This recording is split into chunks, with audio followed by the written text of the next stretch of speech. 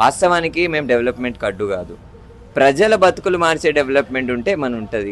10 నిమిషాల్లో స్పీడ్ పోతాము, 5 నిమిషాలు స్పీడ్గా పోతాము. స్పీడ్గా పోయి ఏం చేస్తావు?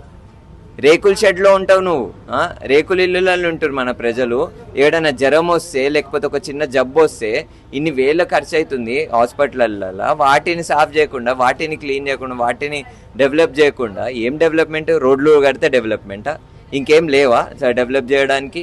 విద్యను డెవలప్ చేయి, వైద్యాన్ని డెవలప్ చేయి. ఆ మూసీ నది దగ్గరికి వెళ్ళి మొన్న మూసీ నదిలో 5,000 కోట్లు ఖర్చు పెడతా అంటున్నాం. దాని బదులు అదే డబ్బును తీసుకొని విద్యలో ఖర్చు పెట్టు, లేకపోతే ఉపాధి కల్పించు. సో ఇది డెవలప్మెంట్ అంటే ప్రజలకు ఉపాధి కల్పించడం. డెవలప్మెంట్ అంటే ప్రజల దగ్గర ఒక మంచి గూడు ఉండడం, తినడానికి మంచి తిండి ఉండడం, తాగడానికి మంచి నీళ్లు ఉండడం.